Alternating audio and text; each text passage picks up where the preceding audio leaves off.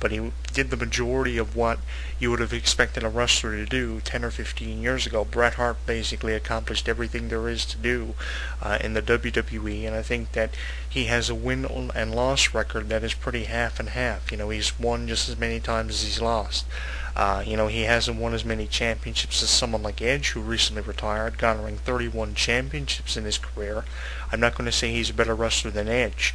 If you had to compile a list of the greatest Canadian wrestlers who ever lived, Edge would definitely probably be number one, and I'd say Bret Hart would be number two. Now, the average professional wrestling journalist, if they were to compile a list of wrestlers who were the greatest wrestlers who ever lived in terms of Canadian performers, in your top five, you would probably have Bret Hart classified in the number one position.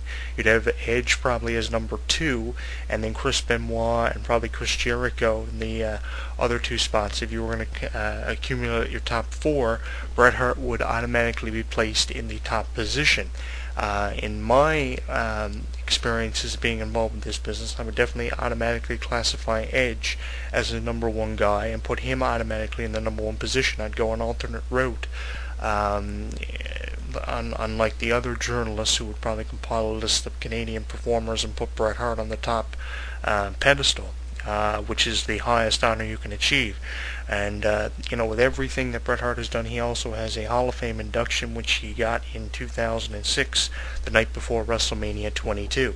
I found it completely stupid how Bret Hart didn't even appear at WrestleMania 22 because of some backstage animosity. But at least he did, let bygones be bygones and come in for the Hall of Fame speech and the Hall of Fame ceremony, and he actually was the feature induction.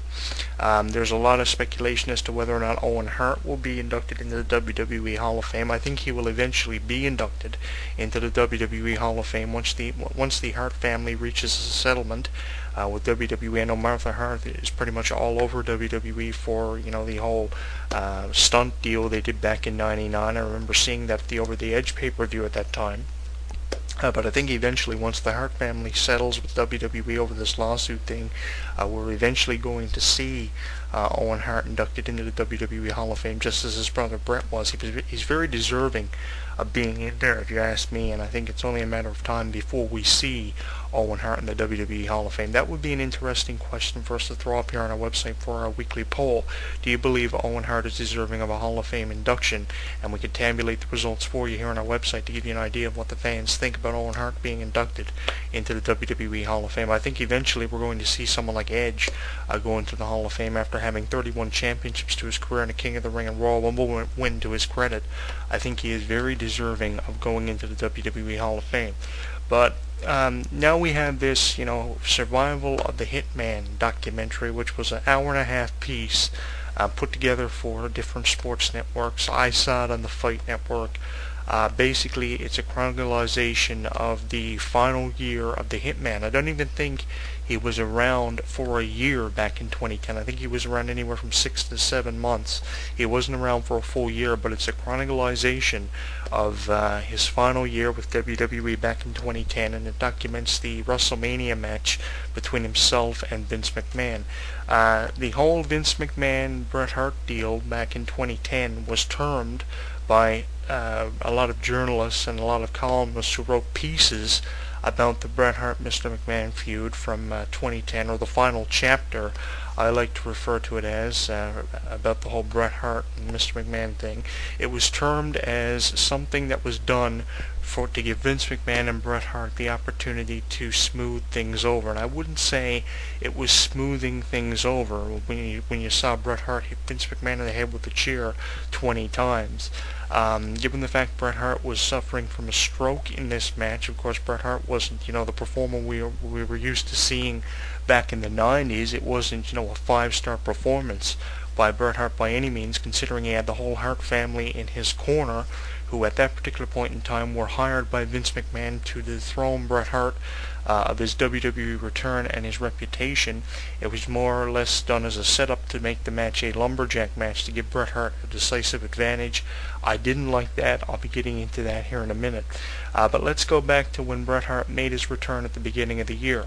That was around the point in time WWE were doing the whole guest host deal, and every week you would tune into Raw and you'd see a different celebrity hosting Raw, no matter if it was ZZ Top or Shaquille O'Neal. You got somebody new every week hosting Raw. So this was the perfect opportunity for WWE to bring Bret Hart back for several months to give himself and Vince McMahon the opportunity to smooth things over. Now, I remember prior to Bret Hart coming back, going on WWE.com and seeing photographs on WWE's website of Vince McMahon and Bret Hart in a meeting where they're shaking hands. So right then and there, I knew something was in the works for Bret Hart to make a return. Now, prior to Bret Hart coming back, I had read rumored reports on ProWrestling.com that he was coming back. Now, that gave me certain indication that Bret Hart had signed a short-term deal with WWE. I didn't have any idea that he was coming back in the year of 2010 to smooth things over, as professional wrestling columnists and journalists like to term it. Like I said, I don't know if it was smoothing things over when I saw Bret Hart hit Vince McMahon in the head with a chair 20 times at WrestleMania 26. But, nonetheless, he did that, and the match was, a pretty good presentation, but it wasn't Bret Hart from the 90s who we saw defeat Yokozuna in the main event of WrestleMania 10, who on that same night had gotten beat by his brother Owen Hart in the inaugural match of WrestleMania 10 in New York. But I think that definitely the performer we saw in the WrestleMania 26 match between Vince McMahon and Bret Hart was not the performer from 95. Back in 95, he was, the number one contender for the WWE Championship, and always feuding against the big names. I mean, the best years of Bret Hart's career came probably in 1989, anywhere from 1989 right up to 1997.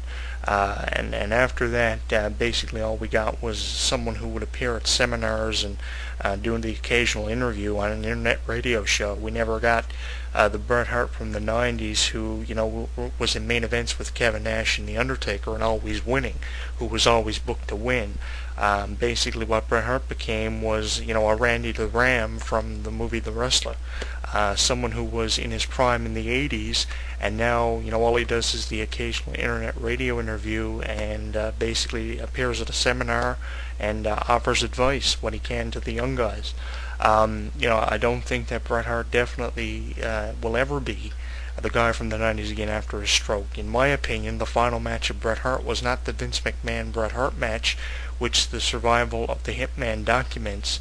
It was the Bret Hart-Goldberg match from WCW Nitro, where Goldberg kicked him in the head, gave him his concussion, and put him out of the business. If you're wondering who put Bret Hart out of the business, in my opinion, speaking from my perspective after speaking to members of the Hart family, I don't think it was Vince McMahon, Shawn Michaels, DX, whoever. I don't think it was any of those guys. I don't think it was any of the people that Bret Hart had the opportunity to create magic with inside of the ring. I don't think it was Austin. I don't think it was Michaels. I don't think it was Vince McMahon, although he probably likes to take credit for putting Bret Hart out of the business. I think it was Goldberg and WCW who constantly booked Bret Hart to the point where something fucked up inside of the ring, and Bret Hart was sent home with a concussion and landed a role as the Genie in an Aladdin presentation that was done by a theater in Calgary, Alberta, Canada. That's my opinion. I think that, Bret Hart, the wrestler, is dead, but Bret Hart, the entertainer, lived on. And I think that his career needs to be classified in two different categories. Category one being Bret Hart, the wrestler, who we saw from 1989 to 1995, 96. And in a separate category to Bret Hart, the entertainer, who we remember seeing in movies and in theatrical presentations of Aladdin, which he starred in Canada as the Genie.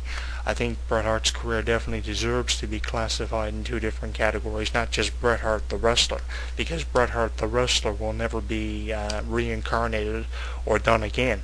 I mean, sure, yeah, we saw him in a match with Vince McMahon at WrestleMania 26, but was that the Bret Hart you remember seeing from 95, 96? To me, it wasn't. I mean, that wasn't the Bret Hart that I saw in the Iron Man match in 96 in the Anaheim Pond in California, going 1-0 with Shawn Michaels after a 61-minute match where he dropped the title for the final time in 6 months before making a return to face Austin at Survivor Series.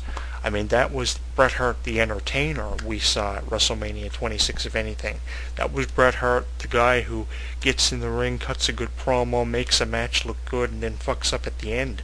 That wasn't the Bret Hart the Wrestler from 95-96. That was Bret Hart the Entertainer 100%. Like I said, I think that the Bret Hart the Wrestler character is dead, and Bret Hart the Entertainer lives on. The guy that we saw at WrestleMania 26 was not Bret Hart the Wrestler. The guy we saw at WrestleMania 26 was Bret Hart Simpson's version. I remember seeing Bret Hart on The Simpsons. That was something I'll never forget. Even though he was there on The Simpsons maybe all of 15 seconds, it's something that I'll never forget. Basically, what the hour-and-a-half piece documents is the final year of Bret Hart's career. And what did we see in the final year of Bret Hart? Well, let's break it down here for you. He comes back as a guest host of Monday Night Raw. Vince McMahon comes out, kicks him in the nuts at the end of the show. Before that, we see Shawn Michaels and Bret Hart let bygones be bygones, and they shake hands, and that's it. I think the only reason that was done was because Shawn Michaels knew going into 2010 that 2010 was going to be the final year of his career. He was booked to lose against The Undertaker in a career versus streak match at WrestleMania 26, a match that I constantly relive on YouTube or on a DVD that I have somewhere in my collection. I love to go back and watch the final match of Shawn Michaels, because anytime you put Shawn Michaels and The Undertaker in the ring together, you're getting a 5-star performance no matter what way you want to look at it. Shawn Michaels knew he was going in at WrestleMania 26 to lose to The Undertaker. It was going to be the final time he was going to compete. After that, he was going home to spend time with his kids. So they have Shawn Michaels and Bret Hart do an in-ring vignette where Shawn Michaels and Bret Hart patch things up. And at the end of the show, they do this pointless vignette where Vince McMahon comes out, makes it out that he's patching things up with Bret Hart, and at the conclusion of Raw, the night that Bret Hart comes back for the first time in over 12 years, Vince McMahon kicks Bret Hart in the nuts. The same thing we saw basically